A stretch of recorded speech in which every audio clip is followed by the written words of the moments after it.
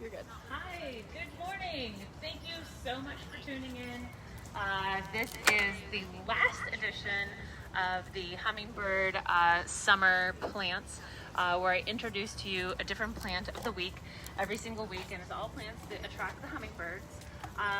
But before I get into that, I just kind of want to say thank you for joining me. It's been so much fun doing this. I love talking with everybody who comes in, who will ask me about plants and say that they watch the live stream. It's just really great to know that there's people behind the camera besides our lovely Marissa, who does all the camera work for us. So it's just been really, really fun. I've really, really enjoyed it. This is the first year we've done this hummingbird program, and it's just amazing. It's seriously magic here. The hummingbird plants also attract butterflies, so we have a lot of butterfly activity going on in the garden, mostly monarchs. Also too, one thing I want to talk about real quick before I jump into these plants is we have the Milkweed exchange program, so we have a lot of monarchs going on, but we also have a lot of Gulf fritillaries that have been hatching recently. So there's a really, really amazing area here at Rogers, and I think maybe some people are missing it. So when you come in through where the cash registers are, there's this beautiful tunnel that goes down into the garden rooms, and we have a really, really beautiful passion vine growing there, and the passion vine's starting to get eaten up because the Gulf fritillaries are laying their little babies there, and there's tons of caterpillar activity, there's tons of cocoons. Yesterday I was showing a bunch of people who work here what was going on, because we tend to put our head down and do our work, and sometimes we forget to look up, and it was just so amazing. We stood there and all this beautiful activity of all these Gulf fritillaries, which are an orange butterfly as well, were just kind of going crazy, and it was just so much fun. So if you haven't made it in yet, make sure you come in. Even though the program is ending for Hummingbird Summer this Sunday, does not mean all of a sudden the hummingbirds are gone. We have all the hummingbird attracting plants all the time, so we always have tons and tons of them all over the place. Same with the monarchs, same with the Gulf fritillaries now, that are just really kind of ramping up into their summer activity. So it's just really, really beautiful here at Rogers. So the plant of the week, and the last one I'm going to introduce you to for Hummingbird Summer, is Anaxanthus. So this is kangaroo paw. Kangaroo paw is an Australian native. The hummingbirds absolutely love this. It's so funny. It tends to be one of the areas where we used to keep it before we moved everything together for all the hummingbird plants all in one spot. I would sit down in the back at the very, very last booth, and we had a big group of them all together, and I would notice that at about 4 o'clock every day, the hummingbirds would just start coming in droves to these plants. So it's just really, really fun to watch them come through here. It's a great nectar source. They have this beautiful furry kind of really unusual flower. There is nothing else on the planet that looks like kangaroo paw. It's just so interesting. Really pretty, bright, vibrant colors. Does come in reds and oranges. I have some off screen that I'll show you in a second. They're just very tall, so they wouldn't stay on this without blocking me and putting me in a jungle. But really pretty strap-like leaves. They work really well in all different kinds of gardens, really great in modern gardens, really great and really bright, colorful gardens, work well even in tropical kind of looks for a full sun plant in tropical. It's kind of hard to figure out tropical and full sun sometimes. This one works really great with that. Doesn't need a lot of water in the summertime. There's a couple of tricks to keeping kangaroo paw happy. Because it's an Australian native, it wants really, really good draining soil. So cactus mix is great, something that drains really fast and really thorough. Sometimes we have, really clay soil and things like that, so you definitely want to break that up by adding some cactus mix in there, making sure that drainage is really good. If you're going to do it in pots, and they do great in pots, we have small ones and really, really big ones. So these guys stay really tiny and they don't get really big. And then these ones over here, I'm going to show you the ones off camera that were real tall. Whee, let's do this one. These red ones, these get huge. So there are some that get really, really tall. But still look really beautiful in pots. Pair really well with succulents because they have the same kind of water requirement as well. So they work really good with that, and because they have the same drainage needs too. Full sun, is always going to make them better. If you put them in shade, they're going to start getting kind of funky. They definitely don't like being in shade areas. In the summer, you want to slow down on the water. In the winter time or in the springtime is when you want to kind of ramp it back up again. But they're so, so pretty. I love them so much. This beautiful orange color too. Isn't that great? So this one's called Amber Velvet. I love this color. If you notice, I have it in my hat. In fact, I have every single plant in my hat that we talked about during all the different live streams for the Hummingbird Summer. So I managed to cram them all in here. I don't think I'm going to be able to keep them in all day. It's kind of a lot. As I was putting it together, I was like, oh boy, that's a lot more than I remembered. So time goes by fast. But yeah, so full sun, good drainage, really ample water in the springtime. When they're starting to flower, that's when you want to up the water with them. And then once it really starts slowing down, that's when you want to slow it down. So we say summer, but really it's kind of more like fall here in Southern California. It's when we get really hot and really dry is when you want to start slowing down the water. But we just had rain the other day. So for us, it's really more like fall. You know how fall, we're all ready for it to be cold and crispy. And is it ever? No, it's usually hot around like even Halloween. And you've got these Halloween costumes on and you're sweating underneath. So you definitely want to slow down when it starts getting really hot and dry, and then ramp that back up again. I find with kangaroo paws, the kangaroo paws almost kind of have a lifespan limit. So if you've ever done kangaroo paws and you think, I don't know, I just can't keep them alive. I hear so many people come in. First off, they're probably not giving them good enough drainage. Second off, because they are an Australian native, when you're fertilizing them, they have really particular needs. So on here, this is the MPK. So these are the 3 numbers that you see on all fertilizers. If it has a middle number that's high, do not use it on any of your Australian natives. So not on your kangaroo paws, not on your leucospermums or leucodendrons. Keep it off of your grevilleas as well. They do not like that high middle number. So they cannot handle a high phosphorus number. So blood meal is a really, really good one to put in there. They're not really particular heavy feeders. None of those plants really are. The leucospermums, leucodendrons, grevilleas, all those really cool Australian natives don't really need much fertilizer. But if you feel like they're kind of lacking in nutrients, make sure that you give them something like this. The blood meal is perfect. It has a perfect amount in here. So with that, a lot of times people are fertilizing them incorrectly. I also find with kangaroo paws, they probably have really about a good 5-6 years in them, and then they start to kind of peter out. That's sort of just the nature of the plant. So you want to make sure that you're aware of that and you're not beating yourself up over that. So as long as you're doing everything really well, you'll get a good time out of them.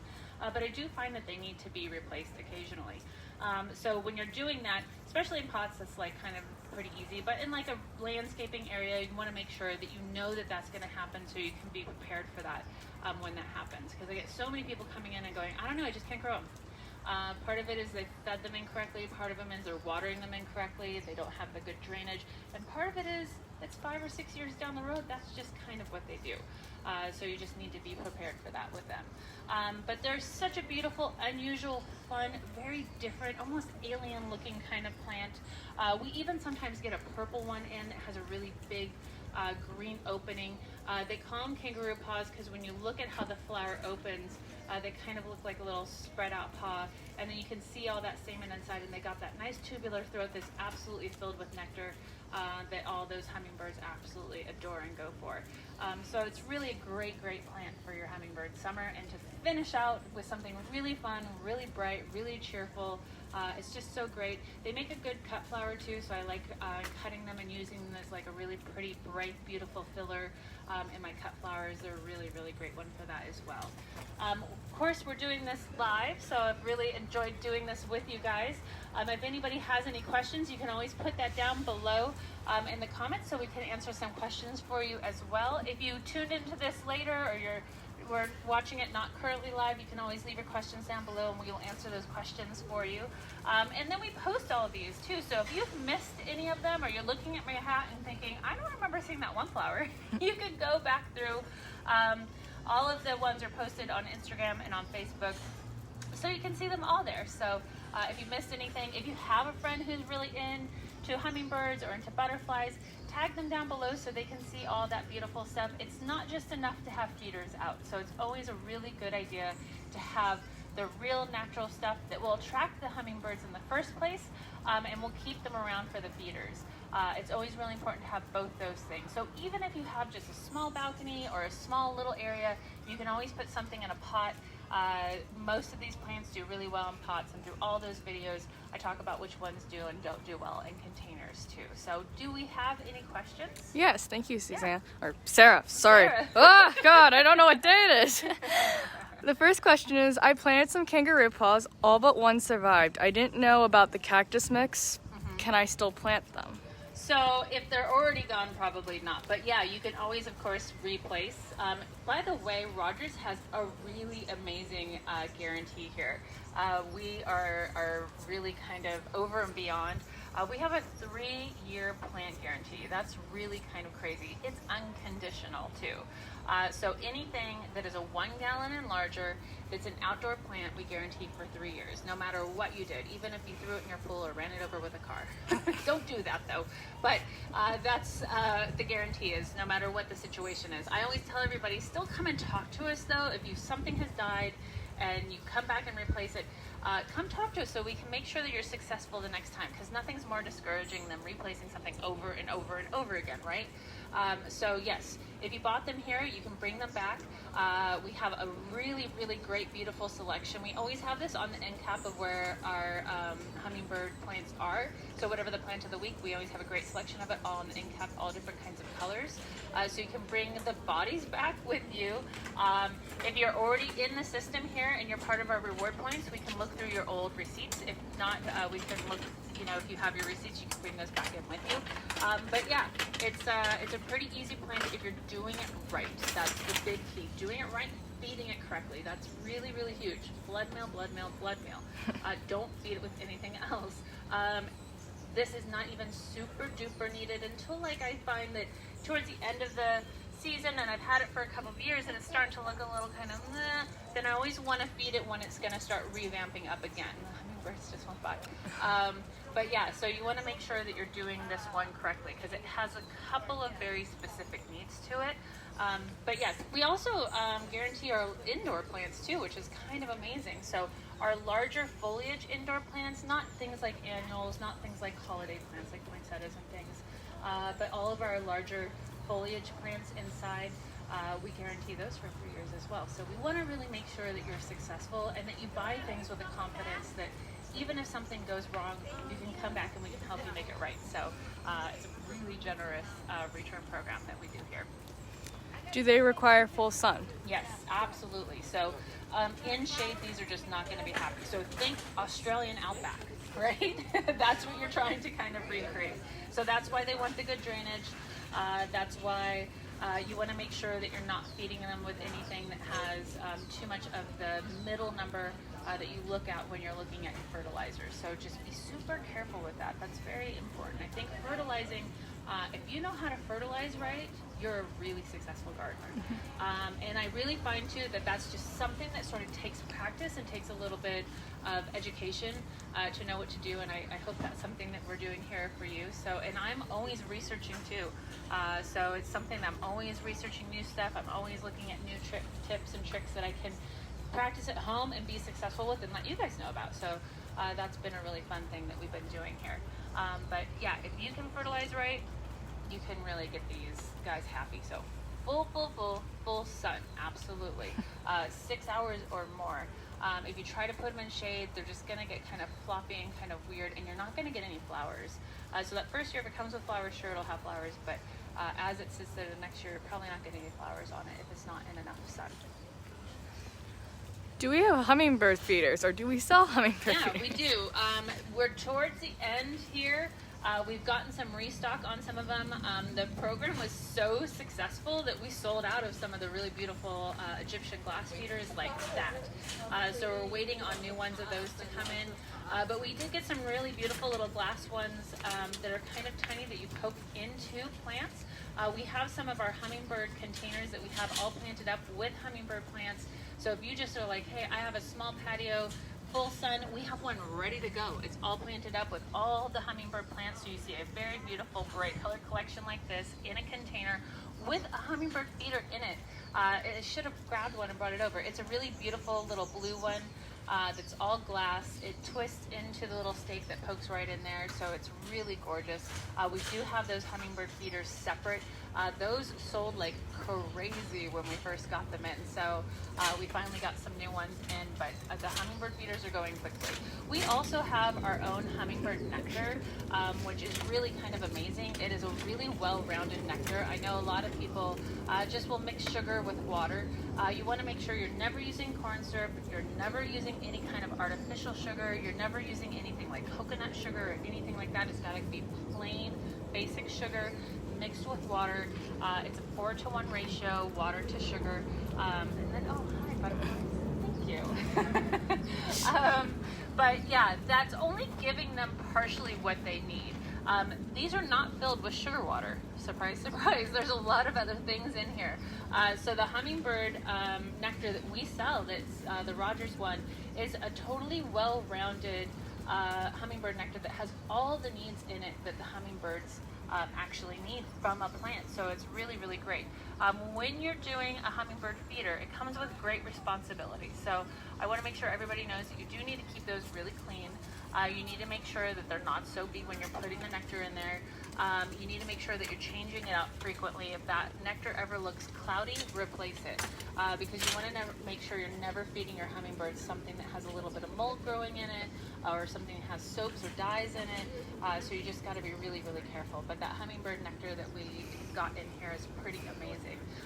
The man who manufactures it, who came up with it, is just an avid hummingbird watcher and birder, and I heard a really kind of interesting thing about him. He is making specific nectars that mimic specific plants. So I'm hoping maybe next year we can maybe possibly get our hands on some of that. I think that'd be really cool. So there'd be like a kangaroo paw one, and there'd be a lantana one, and then a beautiful one, and different ones for different regions too. I think would be really kind of cool. So hopefully we can get that. But his one that we sell right now is just very, very well balanced and really amazing and super great for your hummingbirds, and you can feel like you're doing the right thing.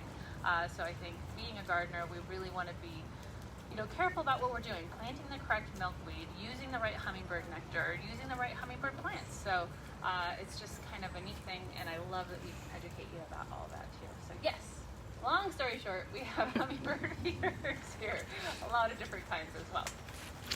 Will the kangaroo paws survive in extreme heat, and how well will they hold up in high winds? So I'm assuming you're probably talking desert area. I do see them occasionally when I go out into like the Palm Springs area and things like that.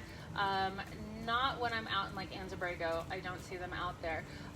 What I really suggest doing if you're living in an area that's different than just very local to here, checking out the Sunset Western Garden Book. You can even go online and just figure it out, and you can find out what zone you're in. It's different than the USDA zones. The USDA zones, there's a lot of zones with the Sunset, and with the USDA there's 12, and with Sunset there's 22 or something just for California, Oregon, Washington, Nevada. So they take into all kinds of things into account. So your humidity, how cold it gets, how hot it gets, how much water you get, how high you are, your elevation, sea level, all that kind of stuff, salinity. It's really, really, really super precise. Then you can find out what the zone this plant works in. So it's a really kind of amazing resource. If you don't know, we have books here all over the place in every single booth, so we can always help you out with that. But you can always go online and find that and Google that. It's a really, really great resource, and you'll be successful. The worst thing is when you plant something and it's not right for your area and you just think, I did something wrong, but you didn't. It's actually the plant just doesn't survive there. So I believe in some areas of the desert, yes. You probably need to baby them a little bit more. You need to be really careful with those high wind, really hot areas. You also tend to have the extremes of cold, so it's not so much about the heat, but more about freezing, frosts, things like that. They can't handle this extreme cold temperatures that you get at nighttime in those kind of areas. So check that out. You can always put your information down below of exactly where you're at, and I can answer your question for sure for that. Look up your zone for you and let you know which this one fits into. Okay, should we take down our hummingbird feeders before fall? Will the hummingbirds still come around when we have colder weather? So they will still come around. You'll notice definitely a little bit of a slowdown with that, but there's a lot that overwinter in this area, so you can definitely keep them fed. You know your hummingbirds well. Hummingbirds really figure us out too. I actually don't do feeders anymore. I used to do feeders, but I have a tree that attracts so many hummingbirds that I found that I don't even need to do a feeder anymore. So, but I have a lot of stuff in my garden year round that is going to flower for them. One of the things they really, really love that flower really great in the wintertime is succulents. The succulents grow and produce most of their flowers in the wintertime, and that's when I get a ton of hummingbirds to all of those too. So having a good diversity of things that flower at different times is really important, but you can still keep your hummingbird feeders up. Just watch for it and see if they're slowing down and not coming into the garden anymore. And then make sure that you're keeping it really, really clean. So if you find that nothing's happening and you've gone by a week, you definitely still need to change your nectar. And you might just kind of be wasting nectar at a certain point because they're pretty much hiding away and hibernating a little bit more. But year round here in Southern California, especially near here, you can keep them up year round. Okay, what is the name of the resource again for the zones? Oh, the Sunset Western Garden Book. So they also do Sunset Magazine, right? So Sunset Magazine that you see in every single grocery store all over around here. If you have never checked out a Sunset Magazine and you live here, check it out. It's super, super amazing. It's all different kinds of stuff, but all local to here. So it's really amazing information, and it's up into all along our coast, Nevada as well. A little bit of that. I don't know if I think they do Arizona too. I'm pretty sure. But they have a really, really great gardening book. So if you're really getting into gardening, that is one book you should absolutely have, because it tells you all different kinds of things. They show you all kinds of local homes and beautiful gardens, even like camping destinations, food, all that kind of stuff. But it's mostly all about gardening, and it really helps you kind of tune in what you can have in your garden. It's really, really important. So if you don't have one of those books, go out and get one of those, because they're absolutely amazing. Okay, that seems to be all the questions for today. Thank you, Sarah. Fantastic. Thank you so much for joining me. This has been so fun. I love standing here and talking about the hummingbirds and butterflies and have them come into frame. It's just been really, really a great thing here. I really appreciate you coming in and talking to us too. You can always come in and see us, and it's always so fun when someone comes up and goes, "Oh, I watched your video about this and I have a little bit more questions," or "Can you show me that plant that you were talking about?" It's just nice to know there's people behind the camera. I really appreciate it. I'm going to tune out, so no more hummingbird plants that you're going to see from me anytime soon. But of course, you can always come in and talk to us about it as well. Make sure you come in and check this program out we have going here before we're over with it. So it's going to go till this Sunday. It's not that we're not going to carry these plants anymore. We absolutely will.